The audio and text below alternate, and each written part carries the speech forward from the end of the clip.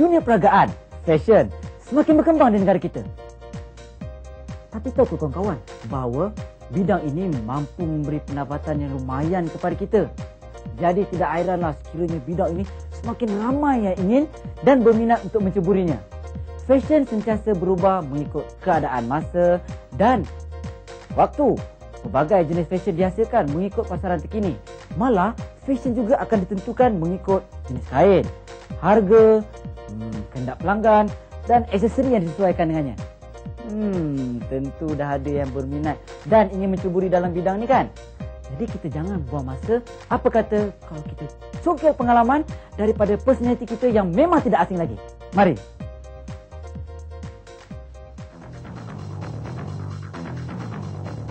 I am the new way to go. I am the way of the future. I am the new way to go. I am the way of the future.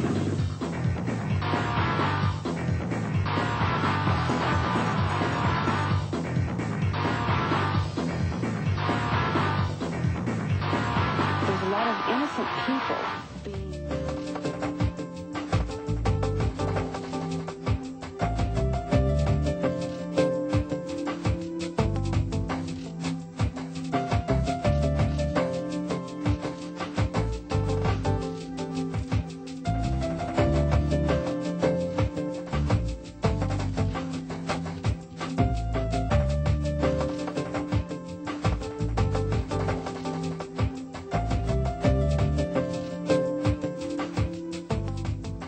Mereka fashion, kerjaya yang sering mendapat perhatian masyarakat hari ini. Bukan mudah kawan-kawan sebenarnya untuk melangkah begini jauh seperti Encik Rizalman. Beliau adalah mereka fashion profesional yang mendapat tempat di dalam maupun di pesada fashion antarabangsa. Pakaian melambangkan kepribadian sesuatu bangsa. Tugas mereka fashion bukan sekadar memenuhi permintaan semasa, tetapi juga sebagai ejen mengetengahkan seni budaya bangsa. Oleh itu, seorang mereka fashion yang bertanggungjawab perlu menjaga tata susila bangsa dalam mereka cipta sesuatu fashion terbaru.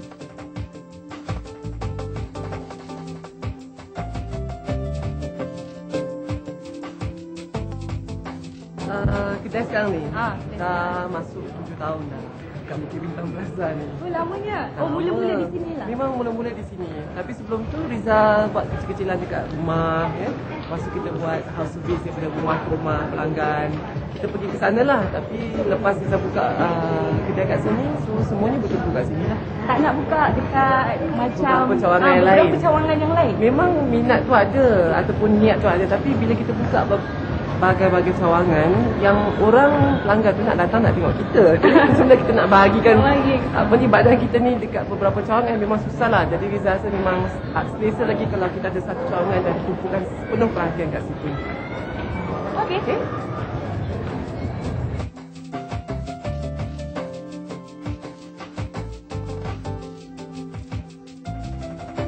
Tugas sebagai seorang pelaku fashion ialah untuk menyambung tugas-tugas manusia-manusia yang terdahulu untuk terus mereka pakaian untuk menjadikan benda sebagai satu keperluan kepada manusia.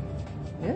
Dan juga dengan adanya inovasi terhadap material, macam kalau kita nak pergi ke negara sejuk, material mana yang sesuai untuk budak-budak supaya tak naik ruam macam mana yang sesuai ya? Untuk jadi dia skop dia memang luas kan. Jadi Rizal sebagai seorang pelaku fashion di sini adalah untuk menyambung balik tugas-tugas pelaku fashion yang terdahulu untuk memberikan satu komitmen kepada manusia lah untuk terus mencipta pakaian dan memberikan pakaian.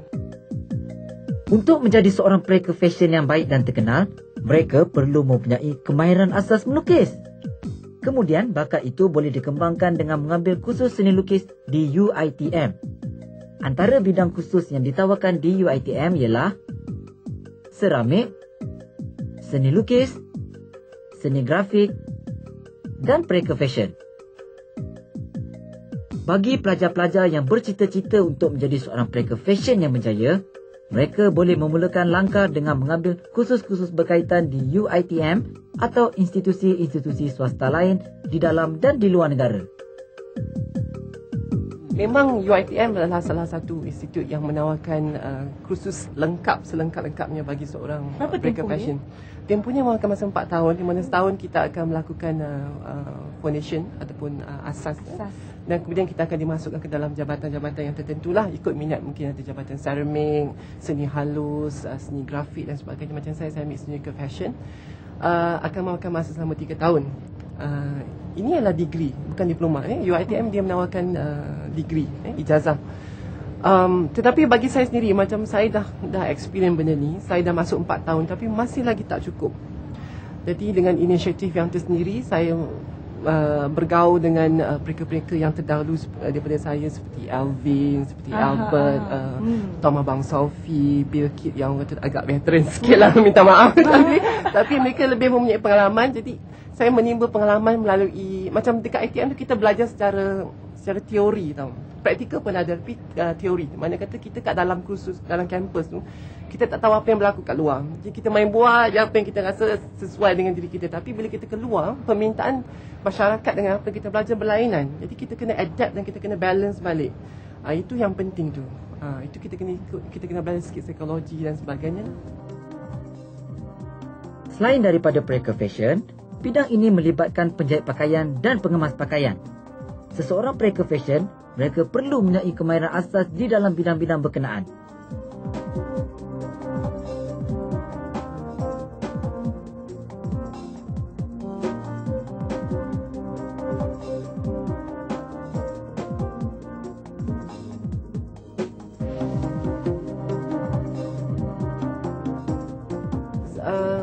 Yang penting asasnya adalah kita tahu menjahit, tahu merangka pola bila kita buat pattern atas kertas yang kita nampak draw tu, itu dah cukup. Dan yang selebihnya adalah pengalaman menjahit, pengalaman merangka pola, pengalaman orang kata tu menjahit sulam dan sebagainya. Tapi kita kena, bagi seseorang yang minat tu, dia kena ada vision. Adakah dia mendalami ilmu menjahit ni untuk menjadi penjahit, ataupun dia mendalami ilmu jahitan ni untuk menjadi pereka? Oh, berbeza ya? Berbeza. Penjahit dan pereka. Penjahit tahu menjahit, pereka pun tahu menjahit. Tapi penjahit hanya tahu menjahit, tapi pereka yang tahu menjahit, dia tahu menjahit dan tahu mereka. Sebab apa? Dia ada hierarki dia dalam industri pakaian. Dia ada hierarki, dia ada pereka, dia ada perangka pola, dia ada penjahit, dia ada pengemas dan sebagainya lah. Jadi macam saya nak berada di atas, yang paling tinggi dalam industrinya. Tinggi tu pereka. Tinggi tu yang dia Memang kena tinggi. Kalau kita tak tinggi, sampai mana kita nak tempatkan diri kita. Jadi kalau dia hanya target hidup dia sebagai untuk menjahit, saya rasa itu bukannya satu cita-cita. Itu hanyalah untuk mencari pendapatan dan menyuap nasi. Yalah, mencari pendapatan lah kan. Jadi kalau pereka ni, dia punya taraf dia lebih tinggi sebab orang lebih, orang kata tu sanjung pereka daripada penjahit kan. Macam kita kata penyanyi juga sekarang ni, orang lebih tahu penyanyi, tapi pengubah lagu, penulis orang tak tahu kan. Jadi itulah yang saya masukkan, mana kita kena ada vision sebagai seorang pereka. Jadi untuk jadi pereka pula, ada pula beberapa orang kata tu dia punya ciri-ciri yang kita perlukan. Mana kita kena aware, kena orang kata tu, yalah, dengan sekitaran kita, permintaan pelanggan, permintaan masyarakat macam mana.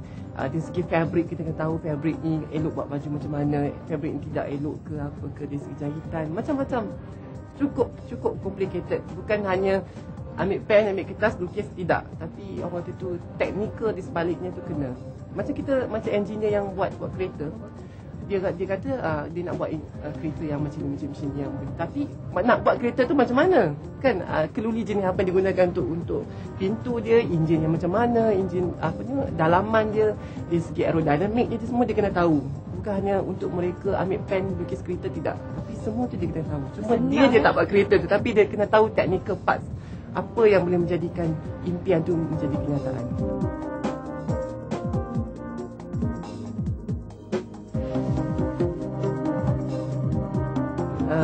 mana-mana pun boleh. Kalau you ada bakat, minat boleh dipupuk kemudian. Kalau you ada minat, bakat boleh dipupuk kemudian.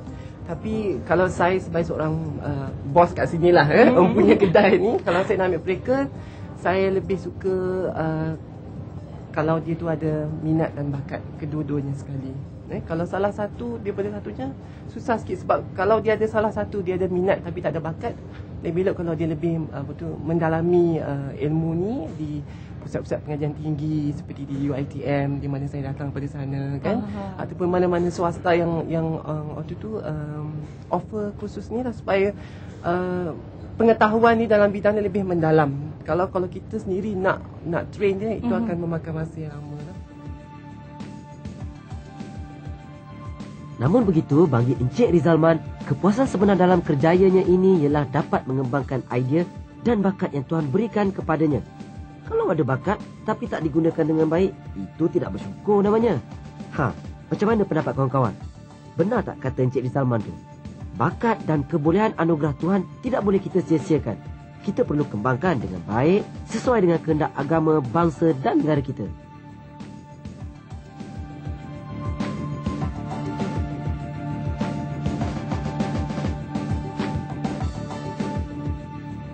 Sebagai seorang mereka yang bukan saja mereka tapi juga mempunyai perniagaan, dah batu besar kat atas kepala ni nak kena fikir lagi kan. Jadi masa perniagaan tu saya berjumpa dengan pelanggan saya, berinteraksi dengan pekerja saya, macam mana nak buat, nak bagi dia orang alih-alihkan kerja-kerja dan sebagainya. Bila malam tu, itu yang baru otak ni berjalan tu kan. Dia nak pejam mata nampak baju, pejam mata nampak baju. Jadi dia, sebab idea ni datang tak tentu masa. Mungkin semasa you tengah nak tidur ke, bangun tidur ke, sebelum semayang ke, tengah semayang ke, apa kan. Jadi dia tak tentu. Masa waktu saya katakan 24 jam memang fikiran seorang mereka ni akan berjalan lah. Juga sebagai peleka fashion, beliau sentiasa peka dengan perkembangan persekitaran seperti cuaca, pembangunan dan kemajuan sesuatu bangsa. Kepekaan ini boleh membantu beliau berkarya, mendapatkan idea baru untuk mereka cipta fashion-fashion yang menepati cita rasa masyarakat hari ini. Kini, koleksi pakaian rekaan beliau menggunakan label Rizalman Ibrahim meniti bibir peminat fashion di tanah air dan mendapat sambutan menggalakkan daripada masyarakat. Wow, keadaan ini tentulah memberi nilai pulangan komersial yang lumayan kepada beliau.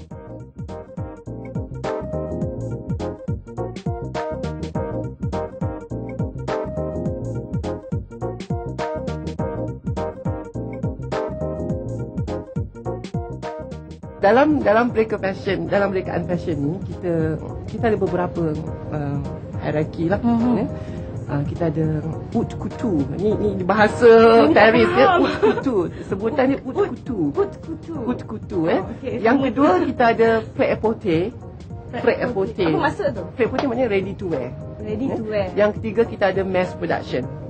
Mass production macam saya pakai lah shirt ni, macam Rini pakai Jadi dia dikeluarkan secara banyak, secara kilang, secara mass, secara bulk Desainnya simple, macam shirt semua orang pakai, desain simple. Jadi dalam satu hari kita boleh mengeluarkan mungkin beratus-ratus ataupun beribu-ribu line. Tapi ready to wear ni dia limited edition. Maknanya kata satu desain tu dia ada dalam 10 ke ataupun 20 pasang ke. Jadi mungkin desain dia lebih sedikit daripada yang mass production ni sebab dijual dengan harga yang agak mahal sedikit. Jadi mungkin lambat sikit, satu hari mungkin dalam satu ataupun dua line. Tapi kalau haute couture ni maksudnya satu design ni hanya satu saja orang yang ada dalam dunia ni. Jadi design-design macam tu selalunya akan makan masa berbulan-bulan. Mungkin dari susahnya dari segi sulaman ke, fabric dia yang mahal ke, macam tu lah. Jadi dia depends lah. Kalau kita buat haute couture punya collection, mana kita lambat. Kalau ready to wear ataupun prêt-à-porter sederhana, mass production cepat. Jadi setiap mereka tu kali ni dia mesti ada identiti dia yang sendiri. Kalau dia setakat nak kata dia mereka tapi tidak mempunyai identiti, itu bukan mereka, itu peniru reka. Peniru reka. Peniru reka. Bukan mereka, bukan nama mereka, baru dia peniru lah. reka. Sebab kita kata mereka ni dia mesti mereka sesuatu yang baru. Kalau dia mereka sesuatu yang lama, itu bukan mereka, dia hanya penjahit baju dan sebagainya lah. Okay, so Riza dikenali sebab Riza punya rekaan yang mencantumkan nilai-nilai komersial, contemporary dan juga traditional. Macam ni lah baju kurung yang diambil daripada corak baju kurung lah. Corak baju Tapi yang lainnya baju kurung dia tak ada pesak, tak ada kekek. Dia dipotong secara A-line. Tidak A-line dan berbelah di tepi. Dipakai bersama kain yang jarang lah untuk menampakkan bustier kat dalam. Okey, dalam ni kena ada nampak yang Satu ikut yang ni. fit lah. Ini lebih sesuai untuk bakar-bakar pengantin lah yang Riza buat di sini bakar-bakar pengantin. Kain dia dari tempatan juga. Tempatan. Semua dah tempatan. Kain chiffon yang kita panggil Aha. Cantik dan kain dicantum dia. bersama dengan render dan juga labuci. Yang sana tu? Yang ni pula ialah gabungan antara kebaya Bandung tapi yang telah dilabuhkan sampai ke bawah lah. Kebaya Bandung. Kebaya Bandung, kebaya panjang. Ni saya angkat sekejap. Kita tengok bahagian belakang dia. Belakang dia lebih leret lah. Lebih sulam. Ini sesuai dibawa ke mana ni? Ini semua koleksi pengantin Riza yang terbaru. Sebab tu dia semua koleksi warna-warna pengantin. putih kan. Koleksi pengantin.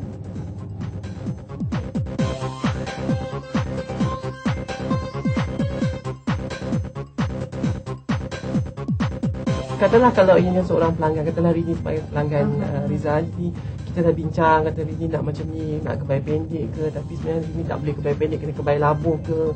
Jadi Riza akan berikan consultation lah, consultation macam ni yang lebih sesuai.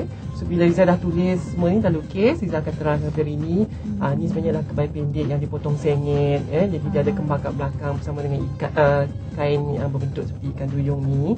Jadi contoh je lah, sketches je lah secara kasar je lah Lepas tu Iza akan tunjukkan contoh fabric dan juga warna dari ni. Jadi kalau Rini dah sesuai, okey, kita mula ambil ukuran lah, ukuran badan Kemudian kertas ni dah Riza dah tulis apa-apa remarks yang Riza nak ni. Jadi Riza akan berikan kepada orang yang tailor lah, yang memotong baju lah, staff Riza lah Macam ini semua adalah slide Riza lah Pakaian pengantin yang Riza tangkap di studio. Dan ini semua untuk diberikan kepada majalah-majalah tempatan untuk disiarkan dalam akhbar dan sebagainya lah.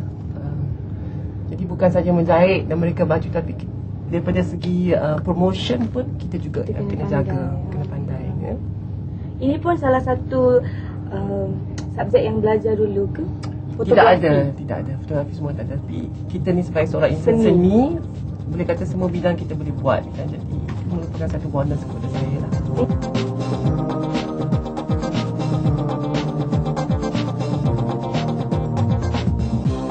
Kena pandai melukis, kena pandai melukis lah maksudnya. Sebab tu kita masa masuk UiTM tu dia ada basic foundation arts. Jadi sebelum masuk ITM pun dia kena ada subjek arts tu, satu kemestian untuk masuk kursus tersebut. Jadi kalau mereka yang tak ada arts, tak boleh masuk lah.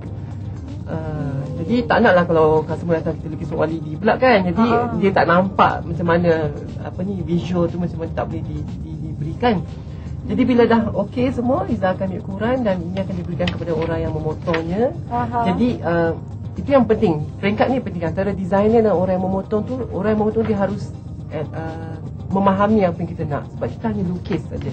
Jadi bila dia tengok, dia tahu sebenarnya kita nak macam ni. Jadi dia akan buat rangka pola, dia akan potong kain dan kemudian kita akan adakan fitting session. Mana yang tak kena Rangka pola pun macam ni? Rangka pola tak. Rangka pola sebenarnya adalah skirting kertas. Macam kita Iza ambil ukuran bahu Rini tadi.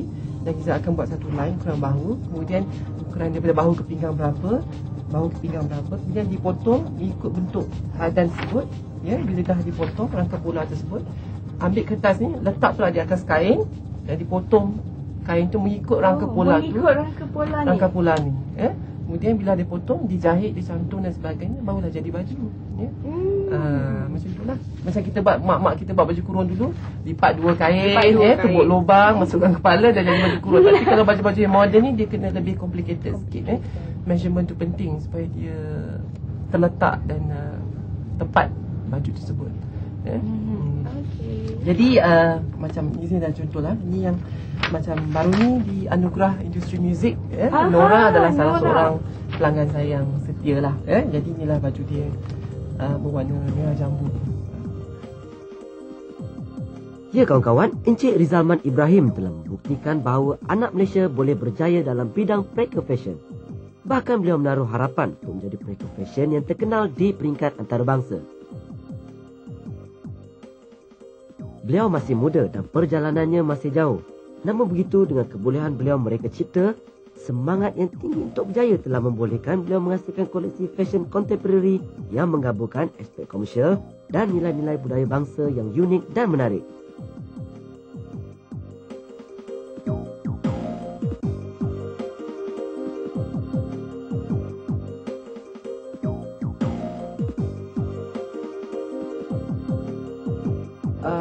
Kita kena tanya society, orang sekeliling kita. Jadi kalau sambutan orang tu menggalakkan, mana kata kita berjaya. Sebab hasil kejayaan kita dinilai oleh orang yang memakai rekaan kita, bukan kita sendiri. Kadang-kadang kalau kita nak ikut kita sendiri memang tak boleh, sebab kita ikut kepala kita je kan. Tapi yang nak pakai tu orang, bukannya kita. Jadi nilai kejayaan kita dinilai oleh orang lain. Tapi bagi saya rasa setakat saya bertapak dalam arena dunia peragaan tempatan sahajalah. Bagi saya, minat saya ataupun visi saya masih lagi jauh. Kalau boleh kita nak perkenalkan, sebab kita ada Zeng Toy di New York yang berasal dari Malaysia. Kita ada Jimmy Choo yang bertempat di London. Semuanya Malaysian, dia orang Malaysia dan bukan Bumi Putra. Dan saya, kenapa kita tidak ada, sebab kita negara Malaysia majoritinya orang Melayu kan. Jadi seorang anak Melayu yang berasal dari Malaysia belum lagi menempah nama di persada antarabangsa. Jadi bangga Marini dengar. Saya ada misi.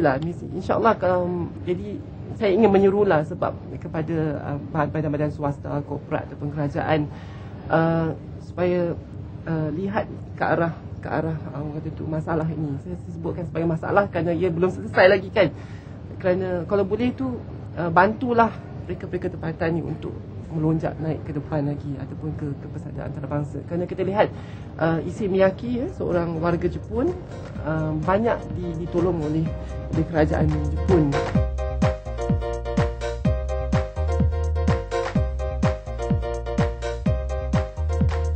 Nasihat saya kalau nak memilih kerjaya sebagai seorang pelaku fashion lah perkara yang paling penting yang macam saya pernah katakan tadi ialah kelulusan. Kalau setakat minat memang tak akan menjadi. Kita kena ada kelulusan dan pengetahuan yang mendalam dalam bidang ini. Yang kedua ialah disiplin, dan yang ketiga ialah visi kita. Kalau kita keluar nak jadi pelaku fashion lah kita jadi. Jangan ambil pelaku fashion keluar jadi gubah bunga ke ataupun benda-benda lain yang tak berkaitan langsung ke, jadi cikgu ke apa benda.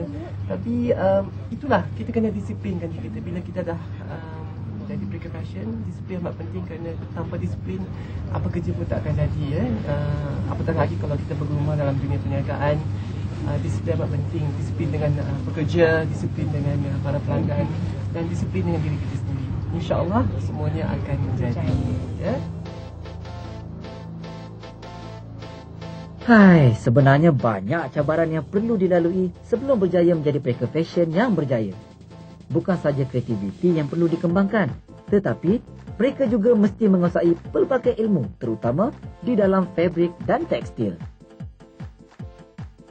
Seperti pesanan Encik Rizalman, untuk menjadi pelaku fashion yang baik, seseorang perlu mempunyai asas melukis yang baik. Inilah keperluan utama untuk membolehkan seseorang memasuki bidang ini. Selepas SPM, seseorang boleh memohon memasuki Universiti Institut Teknologi MARA atau kolej swasta lain di dalam atau di luar negara.